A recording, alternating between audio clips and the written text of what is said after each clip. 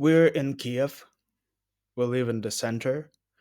Um, it's February 23rd. Sorry. It's February 23rd. And I'm talking to my business partner and to one of the top managers of our company. And we're discussing possibilities of the war. And we think that's such a stupid thing to even imagine. Russia would never invade Ukraine. It's basically stupid.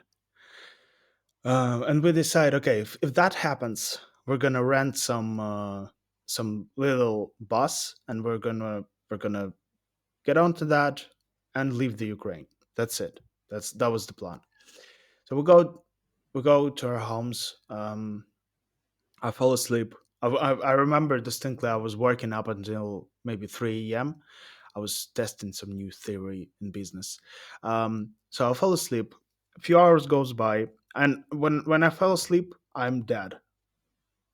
You will not wake me up. And my wife tries to wake me up. She wakes me up.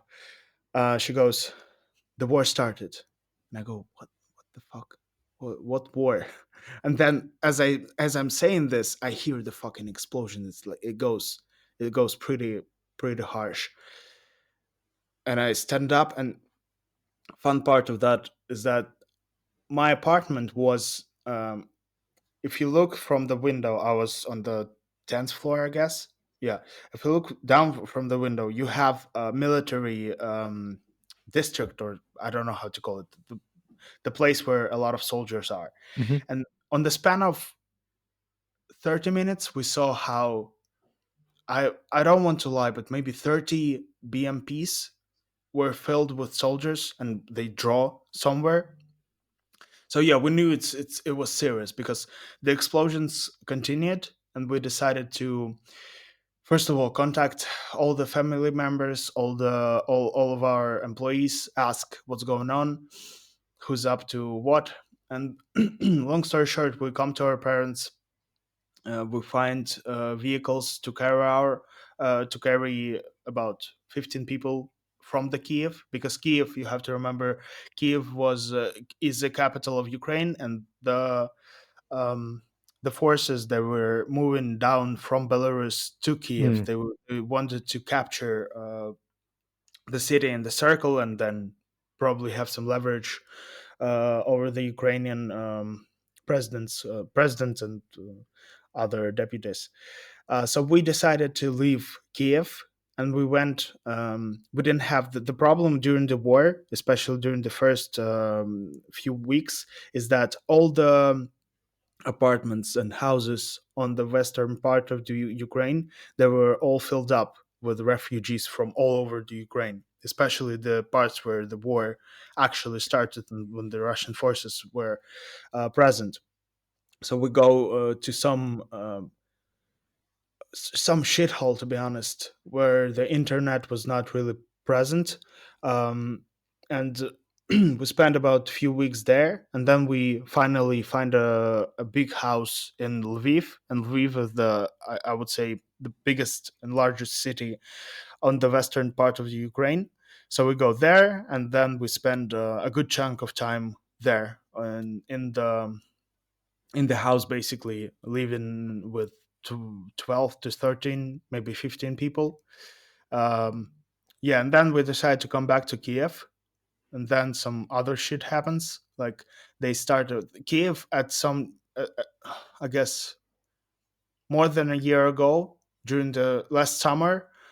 Kiev was one of the calm cities to live in, because Russian forces, they withdrawn from Kiev, from northern parts of Hmm. Kiev region, and the rockets weren't landing in Kiev because it was protected. But then, if I'm not mistaken, Ukrainian forces attacked Crimean bridge, and Russians, they decided to attack back on the power infrastructure. So uh, we started to live in the reality when the lights would go off every day for about 4 to 8 hours. The rockets would land probably every day, the drones, well, all that shit. Plus, on top of that, the mobilization of the Ukrainian youth was coming to a very interesting numbers, and we knew that we have to leave. So we did. We Do you left. mean they were mobilization, as in they were trying to recruit young people into the army? Yeah, yeah, young Hmm. people, not very young people, people from the streets, and we just knew that it's a question of time when we die in trenches. So me and my friend, we left the country. How did it feel leaving everything behind, and how did that decision, and how does it still weigh on your mind?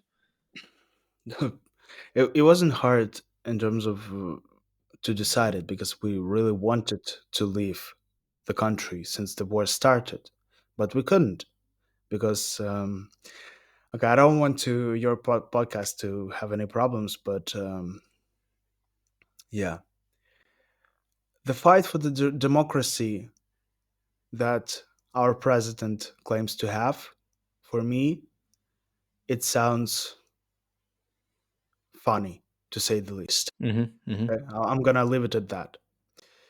Um, so yeah, we wanted to leave as far as as soon as the war started, but we couldn't, and then we found a way and we left. It was harder to my friend and much harder to my wife. But I want to answer this question so you could understand it in the best Hmm. possible way. So imagine, where do you live? Which country? Uh, I live in the UK, so I live on the south coast of the UK. Okay, got it.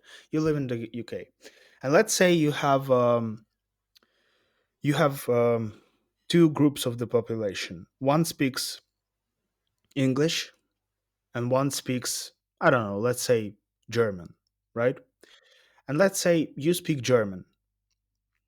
The government language is English, and then Germany invades your country. You speak German, remember. Everyone who speaks German gets, well, you understand how it works. Now the German is the language of the enemy, and then you're not prohibited to speak it, but you definitely look down, especially from the people who speak English. Then on top of that, you add the a lot of Western help in terms of money goes places. You hear a lot of examples of people being grabbed on the streets and thrown as a fucking animal to the meat grinder, to very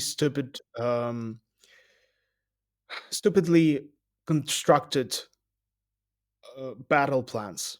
You see how stupid it all is. You see that you cannot really leave your apartment because you can be grabbed on the street. um, I'm not talking even about the business. You see all those things, and then you finally find the opportunity to leave. And I'm gonna ask you, how would you feel? You would definitely you would definitely probably miss your country, the place you were born. But trust me, you're gonna have all those emotions after you left, because before you left, you're praying to God, to whatever you can think of, that no one's gonna stop you on the border and send you to die in trenches. That's how you feel. I think the more and more I've learned about history, and the more and more I've learned about kind of geographical politics, is that it's always far more complicated and nuanced than is portrayed in the media, especially. And I think it's thank you for sharing and for us being able to have this dialogue, because I think, especially from a Western perspective, which is, I'd imagine, a lot of the people are going to be listening to this, you you can't fully trust the whole narrative that is spun. And I think understanding that it's far more complex, and you're living within that circumstances, which is as a result of, post-Soviet Union and all of the complexities there, it makes far more sense why you perhaps, um, given those dynamics, it's not a difficult decision just to step away from it. And you can also just see the futility of war, can't you? You know, you're saying all it is you're going to be thrown into the meat grinder to just die in the trenches, and you don't have a particular affinity to stand up and fight because you recognize that actually it's pretty meaningless um, to just be a pawn in some big big war game. Yeah, and I think people have recognized that for every war, and I think it almost takes integrity as well to not do that and to just stay firm on actually, there's no point to any of this.